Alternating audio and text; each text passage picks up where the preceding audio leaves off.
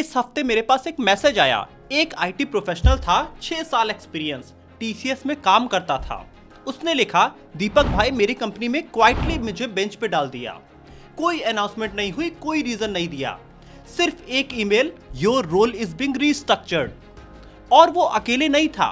TCS में इस साल करीब 23,000 लोगों से ज्यादा कम हुए, लेकिन उसी हफ्ते एआई स्पेसिफिक हायरिंग 16% बढ़ गई। तो अब असली सवाल ये नहीं है कि एआई जॉब्स ले रहा है या बना रहा है, असली सवाल ये है आप किस साइड पे खड़े हो। हेलो दोस्तों, मैं हूं आपका दीपक और आप देख रहे हैं ये एआई हफ्ता। इस हफ्ते एआई में 3 सिग्नल्स आए जो जेन्युइनली आपके लिए इंपॉर्टेंट हैं। पहला, कंपनीज क्वाइटली वर्कफोर्स को रिड्यूस कर रही हैं। दूसरा, एआई अभी उतना परफेक्ट नहीं हुआ जितना हाइप में दिखाया जा रहा है। और तीसरा, इसी कंफ्यूजन के बीच नए विनर्स इस मार्केट में क्रिएट हो रहे हैं।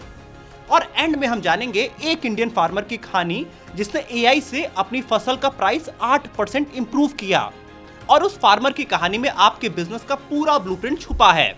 लेकिन सबसे पहले अनकंफर्टेबल रियलिटी जानते हैं। टीसीएस के फाइनेंशियल ईयर 26 में नेट हेडकाउंट करीब 23,000 से ज्यादा रिड्यूस हुआ।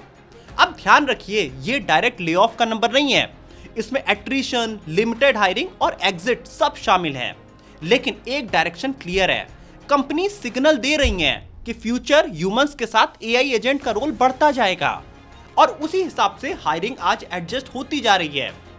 और ये सिर्फ इंडिया की स्टोरी नहीं है, मेटा ने भी इस क्वार्टर में अपने ढेरों एम्प्लॉयज रिड्यूस किए हैं।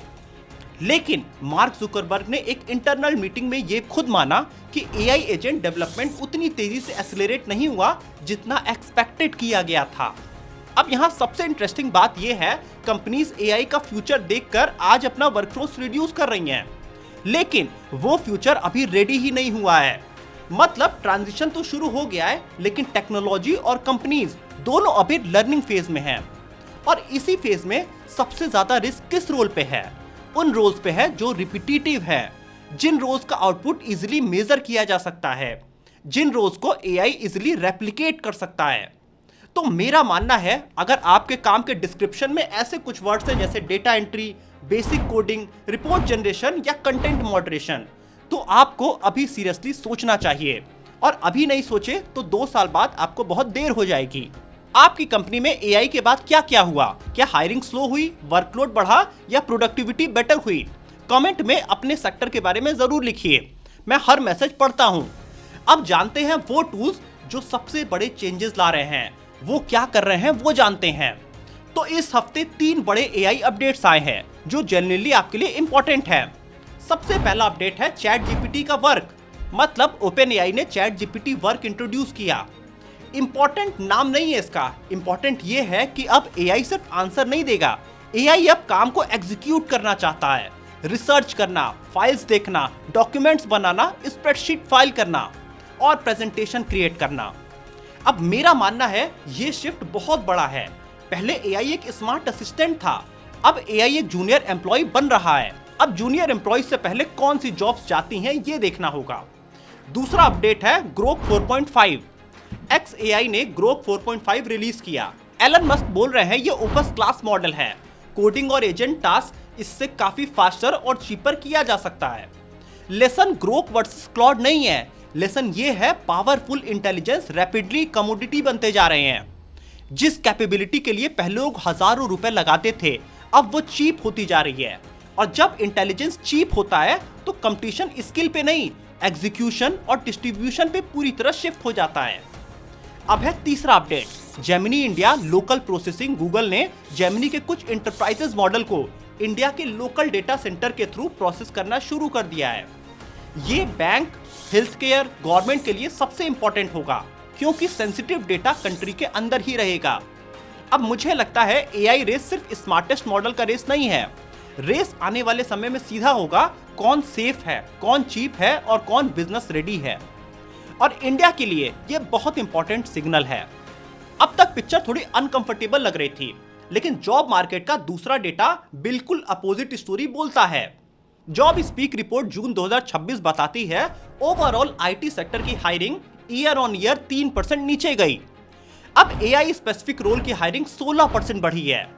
कुछ सेक्टर्स में एआई और एमएल रोल्स करीब 25% तक बढ़े हैं। ध्यान से समझिएगा, आईटी हायरिंग 3% नीचे गई और एआई हायरिंग 16% ऊपर गई। यही इस एपिसोड का सबसे इंपॉर्टेंट नंबर है। इसका मतलब ये नहीं है कि हर सॉफ्टवेयर डेवलपर को एआई साइंटिस्ट बनना पड़ेगा। इसका मतलब ये है एग्जिस्टिंग रोल के साथ एआई एग्जीक्यूशन को जोड़ने वाले प्रोफेशनल ही इन्हीं की वैल्यू बढ़ने वाली है। बस एक अकाउंटेंट जो एआई से फास्टर एनालिसिस करता है, एक मार्केटर जो एआई से कैंपेन टेस्टिंग को इंप्रूव करता है, एक डेवलपर जो सिर्फ कोड नहीं लिखता बल्कि एआई एजेंट से पूरा वर्कफ्लो को ऑटोमेट करता है। डिमांड प्रोफेशन की नहीं है, प्रोफेशन के अपग्रेडेड वर्जन की बढ़ रही है। इस बात को बेहद ध्यान से समझ लीजिएगा। और इंडिया में एक सिग्नल आया इस हफ्ते। सर्वम एआई ने $234 मिलियन इस बार रेस किए, $1.5 बिलियन वैल्यूएशन पे। अब सर्वम एआई का सीधा फोकस क्या है? सिर्फ इंग्लिश नहीं है, वो हिंदी लैंग्वेजेस, इंडिया के रीजनल लैंग्वेजेस, इन पे फोकस करता है। इसका फोकस इंडियन इंटरप्राइजेस पे है और गवर्नमेंट के यूज केसेस पे है। ये फंडिंग सिर्फ एक स्टार्टअप की सक्सेस नहीं है, ये सिग्नल है कि इंडिया में एआई का अगला बड़ा मार्केट उन लोगों के बीच होगा जो इंग्लिश फर्स्ट इंटरनेट के बिल्कुल बाहर हैं, जो हिंदी बोलते हैं, जो बांग्ला बोलते हैं, जो तेलुगु बोलते हैं। और इंडिया में एआई का सबसे बड़ा गैप मैं यही देख रहा हूँ। रीजनल लैंग्वेजेस में लोग एआई को बहुत कम यूज कर पा रहे हैं और यही आने वाला सबसे बड़ा पेन पॉइंट होगा। और जो इसे सॉल्व करेगा वही मार्केट का लीडर इंडिया में बन सकता है। अब बिजनेस ओनर्स के लिए देखिए, PwC और ऑब्जर्वर रिसर्च फाउंडेशन का एस्टिमेट है 2035 तक इंडियन मैन्युफैक्चरिंग MSME के लिए 135 से $1.5 बिलियन तक वैल्यू अनलॉक हो सकती है। लेकिन एक वार्निंग है, ये वैल्यू सिर्फ एआई सब्सक्रिप्शन खरीदने से नहीं आएगी। वैल्यू तब आएगी जब आप अपनी एक रियल प्रॉब्लम को चूज करेंगे। और उसी बात को एक फार्मर के एग्जांपल से हम सबसे अच्छे से आपको प्रूव करके समझा सकते हैं। भाई, एआई का सबसे पावरफुल यूज केस किसी सिलिकॉन वैली ऑफिस में नहीं है, इंडिया के गांव में भी आज मिलने लगा है। तेलंगाना में मिर्ची की खेती करने वाले कुछ फार्मर्स थे। वर्ल्ड इकोनॉमिक फोरम के साथ एक पायलट प्रोजेक्ट किया गया उनके साथ। एआई पावर्ड सॉइल टेस्टिंग की गई, क्रॉप एडवाइस उनकी अपनी लैंग्वेज में उनको बताया गया और डिजिटल मार्केट प्लेस जहां बेटर बायर मिलेगा, ये सब उनको एआई से करके दिया गया। और रिजल्ट क्या हुआ? 18 महीने में क्रॉप यील्ड 21% इंप्रूव हुई, फसल की सेलिंग प्राइस 8% बढ़ी। लेकिन इस स्टोरी का रियल लेसन एआई नहीं है, रियल लेसन है इस हफ्ते के पीछे का सिस्टम।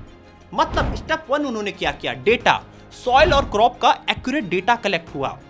स्टेप 2 डिसीजन, एआई ने फार्मर्स को टाइमली एडवाइस दिया उनकी अपनी लैंग्वेज में। स्टेप 3 है डिस्ट्रीब्यूशन, डिजिटल मार्केट प्लेस ने फार्मर्स को बेटर बायर और बेटर प्राइस तक पहुंचाया। अब एआई अगर सिर्फ एडवाइस देता लेकिन मार्केट एक्सेस उसके पास नहीं होता तो इनकम नहीं बढ़ती।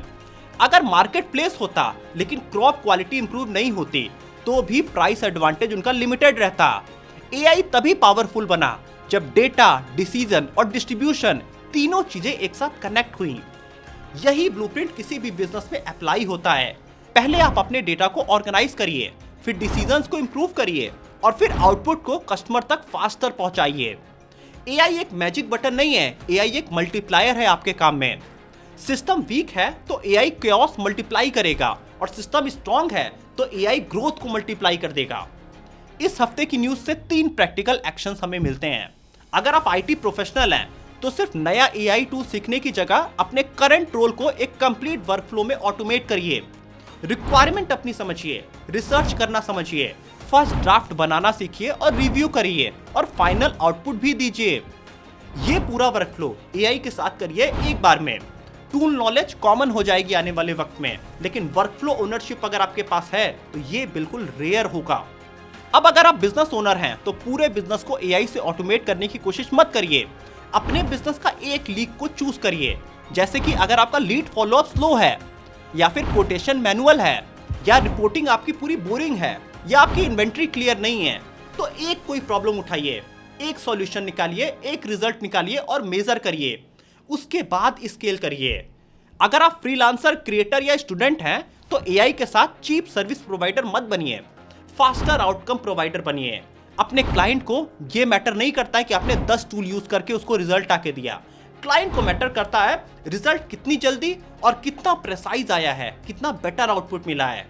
एआई के बाद विनर वो नहीं होगा जो सबसे ज्यादा प्रॉम्प्ट लिखना जानता है। विनर वो होगा जो एआई को रियल प्रॉब्लम के साथ कनेक्ट करना जानता है।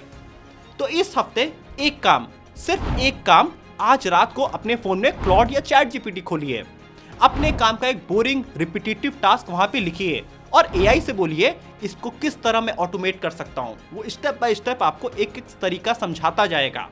बस इतना काम करिए और इस पे एक्शन लीजिए। अगर आपने ये किया तो आप ऑलरेडी उन लोगों से आगे हैं जो अभी सिर्फ सोच रहे हैं और ये वीडियो देख रहे हैं।